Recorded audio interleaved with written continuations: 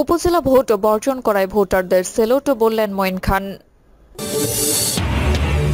জানাবো বেগম জিয়াকে বিদেশ নিতে এবার লবিস্ট ফার্ম। এদিকে নির্বাচনের নামে নোংরা খেলায় জনগণ যেতে রাজি নয় বললেন নজরুল ইসলাম খান। এবং সর্বশেষে জানাবো মধ্যপ্রাচ্যের সংঘাত দেশের অর্থনীতিতে প্রভাব ফেলতে পারে সংসদে প্রধানমন্ত্রী। এতক্ষণ শুনলেন সংবাদ শিরোনাম, এবারে বিস্তারিত। উপজেলা ভোট বর্জন করায় ভোটারদের সেলুট বললেন মঈন খান।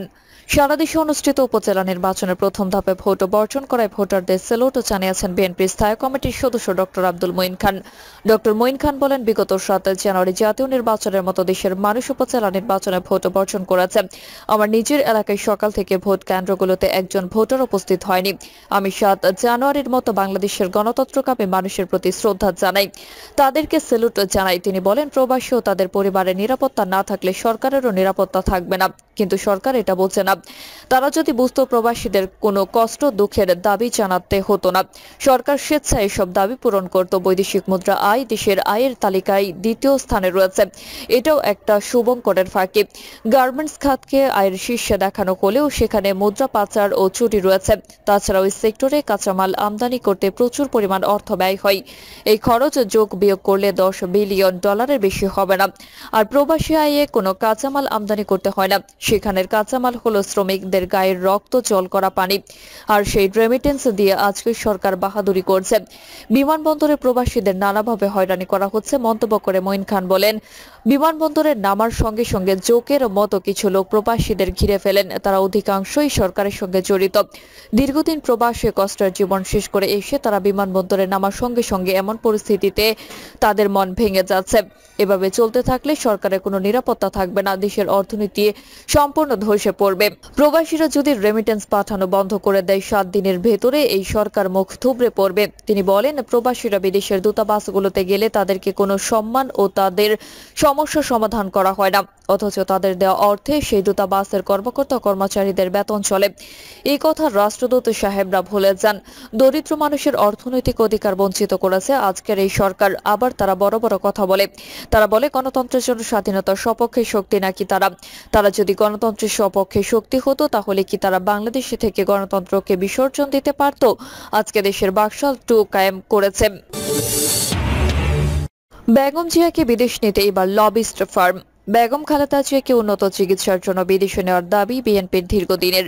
শুধু দাবি নয়, এ নিয়ে বিএনপি তদবিরও করেছে। সরকারের সাথে পর্দার আড়ালে নানা রকম আলাপ আলোচনাও চলছে, কিন্তু এখন পর্যন্ত এক্ষেত্রে তেমন কোনো অগ্রগতি হয়নি। আর বিএনপি বেগম খালেদা জিয়ার উন্নত চিকিৎসা নিশ্চিত করার জন্য তাকে বিদেশে যাওয়ার অনুমতি যেন সরকার দেয়, এজন্য 2টি লবিস্ট ফার্ম নিয়োগ করেছে বলে একাধিক দায়িত্বশীল সূত্র নিশ্চিত করেছে। এই লবিস্ট ফার্মের একটি যুক্তরাজ্য ভিত্তিক, অন্যটি মার্কিন যুক্তরাষ্ট্র ভিত্তিক। এই লবিস্ট ফার্মগুলো যুক্তরাজ্য এবং মার্কিন যুক্তরাষ্ট্র সরকারের সঙ্গে আলাপ আলোচনা করবে এবং বাংলাদেশ সরকারের উপর যেন এক ধরনের চাপ প্রয়োগ করা হয় সেজন্য চেষ্টা করবে। তবে বিএনপির একাধিক সূত্র বলছে, সরকারের উপর চাপ সৃষ্টি নয়, বরং তারা সরকারের সাথে এই ইস্যুটি নিয়ে আলাপ আলোচনা করবে, একটা সম্মানজনক সমাধানের জন্য চেষ্টা করবে। উল্লেখ্য, বেগম খালেদা জিয়ার ছোট ভাই শামীম ইস্কান্দর বেগম জিয়াকে উন্নত চিকিৎসার জন্য বিদেশে নিতে সবচেয়ে বেশি তৎপর। তিনি ইতিমধ্যে সরকারের সঙ্গে যোগাযোগ করেছেন এবং যে কোনো শর্তে তিনি রাজি আছেন এমন বার্তাও দিয়েছেন। তবে বেগম খালেদা জিয়ার ঘনিষ্ঠরা এবং বিএনপি নেতারা রাষ্ট্রপতির কাছে ক্ষমা ভিক্ষার আবেদন করে বেগম জিয়াকে বিদেশে নেওয়ার বিপক্ষে। এ নিয়ে তারা কঠোর অবস্থান গ্রহণ করেছে। আর এই কারণে শেষ পর্যন্ত হিসেবে 2টি লবিস্ট ফার্ম ধারস্থ হয়েছে।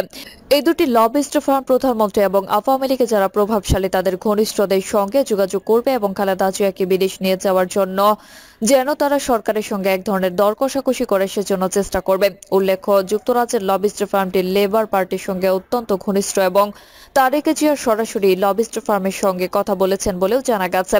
এই লবিস্ট ফার্মের কাজ হবে যে তারা যুক্তরাজ্য সরকার এবং প্রধানমন্ত্রীর ঘনিষ্ঠদের সঙ্গে আলাপ আলোচনার মাধ্যমেই বেগম জিয়াকে বিদেশ নিয়ে যাওয়ার অনুমতি নেওয়ার জন্য সরকারকে রাজি করাবে। অন্যদিকে মার্কিন যুক্তরাষ্ট্রের লবিস্ট ফার্মটি প্রধান কাজ হবে সরকারের উপর এই সংক্রান্ত চাপ সৃষ্টি করা, যেন সরকার মার্কিন যুক্তরাষ্ট্রের সঙ্গে স্বাভাবিক সম্পর্ক রাখার জন্য হলেও বেগম খালেদা জিয়াকে উন্নত চিকিৎসার জন্য বিদেশে যাওয়ার অনুমতি দিতে রাজি হয়। তবে সরকারের একাধিক একাধিক শীর্ষস্থানীয় ব্যক্তির সঙ্গে আলাপ করে জানা গেছে সরকার এই ক্ষেত্রে তার অবস্থানে কোনো পরিবর্তন করেনি। সরকারের একজন গুরুত্বপূর্ণ নীতি নির্ধারক বলেছেন যে বেগম খালেদা জিয়ার উন্নত চিকিৎসার জন্য বিদেশে যাওয়ার বিষয়টি রাজনৈতিক নয়, এটি আইনগত বিষয়। তার মতে বেগম খালেদা জিয়ার বিদেশে যাওয়ার ক্ষেত্রে তিনটি পথ খোলা রয়েছে। প্রথমত, তিনি রাষ্ট্রপতির কাছে ক্ষমার আবেদন করতে পারেন। রাষ্ট্রপতি যদি তার ক্ষমার আবেদন মঞ্জুর করেন তাহলে তার দণ্ড মওকুফ হয়ে যাবে। তখন তিনি একজন মুক্ত ব্যক্তি হবেন এবং মুক্ত ব্যক্তি হিসেবে তিনি বিদেশে যেতে পারবেন। দ্বিতীয় উপায় হলো বেগম খালেদা জিয়ার আদালতের আশ্রয় নেবেন। আদালত যদি তার দণ্ড স্থগিত করে বিদেশে যাওয়ার অনুমতি দেয় সেক্ষেত্রে সরকার বাধা দিবে না। তৃতীয়ত, বেগম খালেদা জিয়া যদি তার বর্তমানে যে নির্বাহী আদেশের জামিন সে জামিন প্রত্যাহারের আবেদন করেন এবং তিনি কারাগারে যান, সেখান থেকে তিনি নতুন করে আবেদন করলে সেই আবেদন সরকার বিবেচনা করবে। তবে বিএনপির বিভিন্ন নেতার সঙ্গে কথা বলে জানা গেছে যে তারা এই তিন সমাধানের কোনোটিতে যেতে চায় না, বরং সরকার স্বপ্রণোদিত হয়ে বেগম খালেদা জিয়াকে বিদেশে যাওয়ার অনুমতি দিবে এটি তারা প্রত্যাশা করে। আর শেষ পর্যন্ত বেগম খালেদা জিয়াকে বিদেশে নেওয়ার ক্ষেত্রে যুক্তরাজ্য এবং যুক্তরাষ্ট্রের লবিস্ট ফার্ম কতটুকু সফল হয় সেটা এখন দেখার বিষয়। নির্বাচনের নামে নোংরা খেলায় জনগণ যেতে রাজি নয় বললেন নজরুল ইসলাম খান। নির্বাচনকে গণতন্ত্রের বাহন উল্লেখ করে বিএনপি স্থায়ী কমিটির সদস্য নজরুল ইসলাম খান বলেছেন, দেশে গণতন্ত্র নেই কারণ গণতন্ত্রের বাহন হচ্ছে নির্বাচন। এদেশে সেই নির্বাচনই হয় না, জনগণ ভোট দিতে চায় না। নির্বাচনের নামে যে নোংরা খেলা চলছে সেই খেলার অংশীদার হতে রাজি নয় জনগণ, তাই তারা ভোট দিতে চায় না। নজরুল ইসলাম খান বলেন, নাসিরউদ্দিন আহমেদ পিন্টুর মৃত্যু স্বাভাবিক ছিল না। রাজশাহী নেওয়ার পথে পিন্টু আমাকে ফোন করে বলেছিল, ভাই ওরা আমাকে মেরে ফেলবে। কোর্ট আমাকে বলেছে পিজিতে চিকিৎসা নিতে, অথচ ওরা আমাকে রাজশাহী নিচ্ছে, আমাকে মেরে ফেলার ষড়যন্ত্র করছে। তাকে রাজশাহীতে কারাগারে নেওয়া হলো, তার কোনো সুচিকিৎসার ব্যবস্থা নেওয়া হয়নি। সেই সরকারের ষড়যন্ত্রের শিকার হয়ে অকালে মৃত্যুর মুখে পতিত হয়েছে বলেন তিনি। নজরুল ইসলাম আরো বলেন, আমরা চোখের সামনে দেখতে পাচ্ছি এদেশের গণমানুষের নেত্রী, সবচেয়ে জনপ্রিয় নেত্রী খালেদা জিয়াকে কিভাবে উপযুক্ত চিকিৎসা না দিয়ে মৃত্যুর মুখে ঠেলে দেওয়া হচ্ছে। তার সুচিকিৎসার ব্যবস্থা নিতে দিচ্ছে না সরকার, গুম খুন তো করেই যাচ্ছে। আমাদের বহু সহকর্মীকে এই সরকার গুম করেছে। পিন্টুর স্মৃতি ধারণ করে আগামী দিনে লড়াই সংগ্রাম জারি রাখতে হবে জানিয়ে বিএনপির এই নেতা বলেন, বিএনপি নেতাকর্মীদের হৃদয় থেকে পিন্টুকে মুছে ফেলা যায়নি, যাবেও না। সে নিজে যোগ্যতাই মানুষের মন জয় করেছিলেন। এ ধরনের মানুষগুলোকে নিয়ে সরকার সবচেয়ে বেশি ভয়। দুর্নীতি জাহান্নাম থেকে যারা দেশকে বাঁচাতে চান তাদের সাহসী ভূমিকা রাখতে হবে জানিয়ে তিনি বলেন, ৭১-এ যেভাবে আমরা ভূমিকা রেখেছিলাম একইভাবে অগণতান্ত্রিক শক্তিকে গণতান্ত্রিক প্রক্রিয়ায় পরাজিত করতে হবে। মধ্যপ্রাচ্যের সংঘাত দেশের অর্থনীতিতে প্রভাব ফেলতে পারে সংসদে প্রধানমন্ত্রী শেখ হাসিনা বলেছেন, মধ্যপ্রাচ্যে যে সংঘাত পরিস্থিতির আভাস দেখা যাচ্ছে তার প্রভাব গোটা বিশ্বের পাশাপাশি বাংলাদেশের অর্থনীতিতেও পড়তে পারে। তিনি বলেন, বর্তমান মধ্যপ্রাচ্যের সংঘাতপূর্ণ পরিস্থিতি সৃষ্টির যে আভাস দেখা যাচ্ছে তা সারা বিশ্বের পাশাপাশি বাংলাদেশের সামাজিক, রাজনৈতিক এবং অর্থনৈতিক ক্ষেত্রে প্রভাব ফেলবে বলে ধারণা করা যায়। এ প্রসঙ্গে তিনি আরো বলেন, বিশেষ করে বিশ্ব বাজারের অস্থিতিশীলতা, বাজার ব্যবস্থাপনায় অসমঞ্জস্যতা এবং বিশ্বব্যাপী জ্বালানি তেলের মূল্যবৃদ্ধি সূত্রে দেশের মূল্যস্ফীতি কিছুটা বৃদ্ধি পাওয়ার সম্ভাবনা থাকে। এছাড়া সংঘাতপূর্ণ পরিস্থিতির কারণে পণ্য সরবরাহের সাপ্লাই চেইন ক্ষতিগ্রস্ত হলে মূলত ইরান বা পার্শ্ববর্তী অঞ্চলে রপ্তানি সংশ্লিষ্ট পরিবহন খরচ বৃদ্ধি পেতে পারে। এতে পণ্য তৈরি ও সরবরাহের ব্যয় বৃদ্ধি পাওয়ায় রপ্তানিকারকরা কঠিন প্রতিযোগিতার সম্মুখীন হতে পারে।